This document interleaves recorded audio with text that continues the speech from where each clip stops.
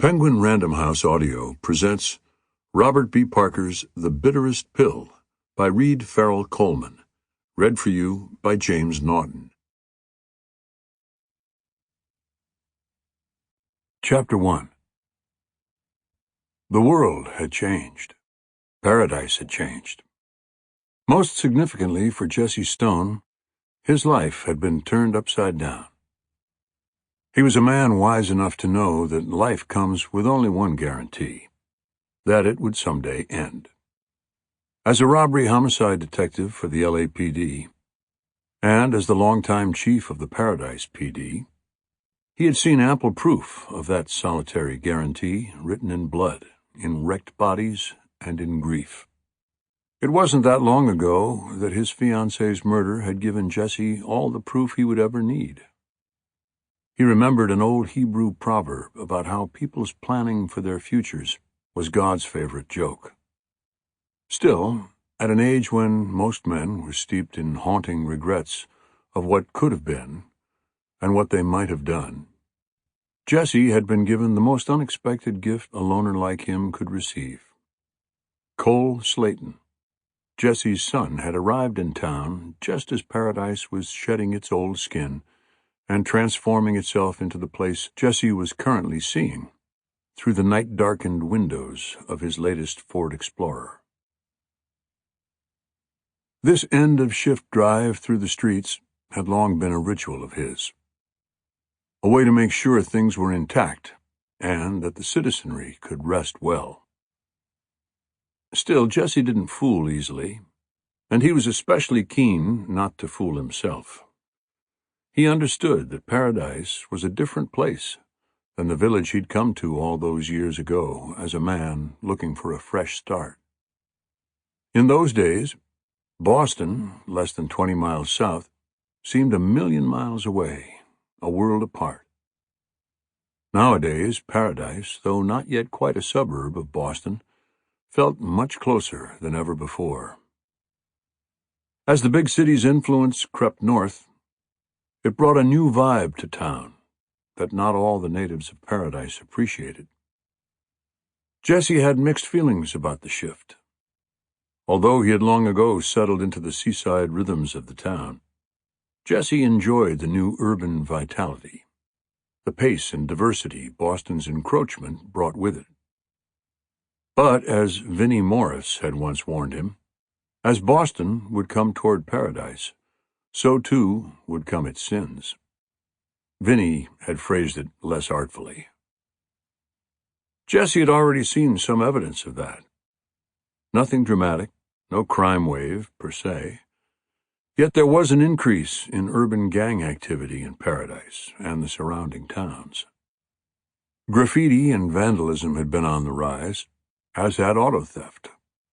Drug arrests had also ticked up, and the local cops now carried naloxone with them. None of the crime particularly scared Jesse. He didn't overreact, as the mayor and town selectmen had, nor had he turned a blind eye. He had prepared his cops as best he could. He had joined with the chiefs of the nearby towns and the state police to work out strategies to deal with the changes in the criminal landscape. At the moment, though, it was Paradise's recent past and hatred, humanity's most ancient foible, that occupied Jesse's thoughts. He was driving by the empty lot where the old meeting house once stood. Several months ago, a white supremacist group had come to town with mad dreams of sparking a national race war. They hadn't achieved their twisted goals, but had left a trail of destruction in their wake. One of the casualties was the old meeting house, a building that had once been used as a safe haven for runaway slaves along the route of the Underground Railroad. It had been blown to bits by a powerful bomb blast. Jesse shook his head because more than the old building had been lost. Paradise had been shaken to its core. Families had been terrorized. Several people were dead, and he'd been forced to fire Alicia, his best young cop. There was a big debate going on about whether to faithfully reconstruct the old place, create some sort of memorial, or let the past go altogether and sell the lot for new construction. Those were decisions above Jesse's pay grade, and he was glad of it. What concerned Jesse was the notion that the destruction might be an omen of things to come, that the world's ills, not only Boston's, were headed for Paradise's doorstep. He turned the corner, leaving the ghost of the old meeting house in his rearview mirror.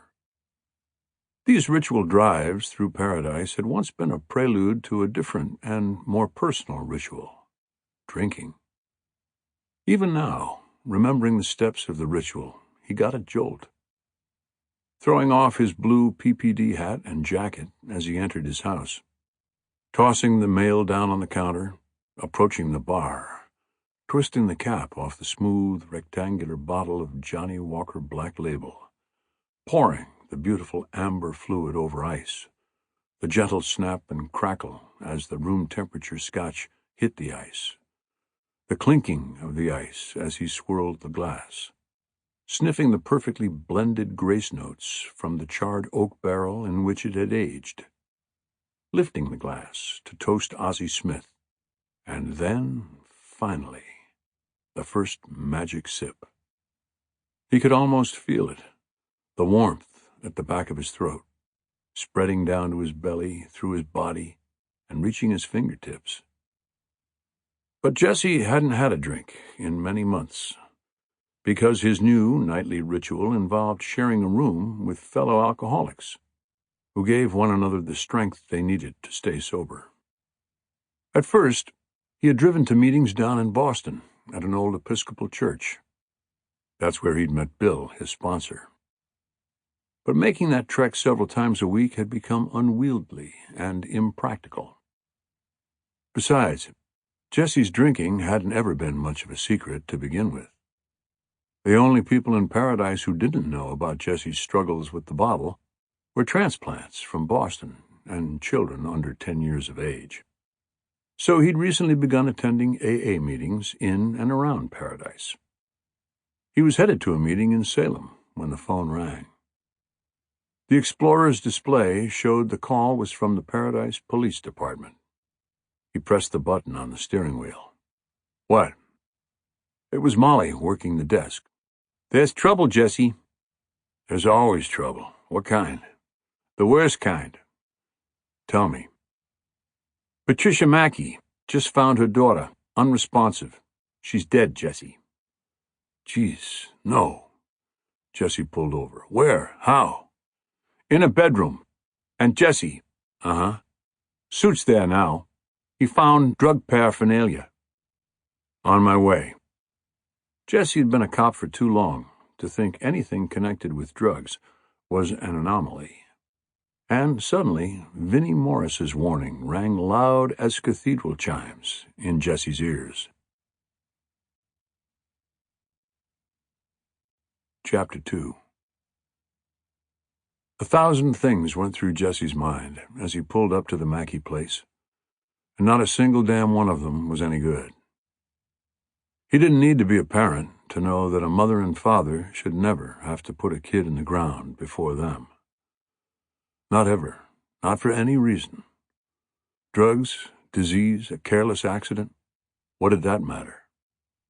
And now that Jesse was a father, Heather Mackey's death cut even deeper than it had during all the previous cases he had worked involving the death of a child. He hadn't been there to watch Cole grow up, hadn't known the boy existed until a few months ago. But that was beside the point. The bond he felt couldn't have been stronger had he been in the delivery room to hear Cole cry, or to watch him open his eyes for the first time. Suit Simpson greeted Jesse at the curb. Hey, Jesse. Molly told me you were on your way. I see the ME's men are here. Jesse pointed at the van. ME inside? Suit nodded. Peter, too. He's working the scene. Did you use the naloxone? Suit shook his head. Too late. She was already gone. Such a waste. She was a pretty girl. Death doesn't care about pretty or ugly. Only we do. I guess. Is Selectman Mackey home yet? Jesse asked. Sample complete. Ready to continue?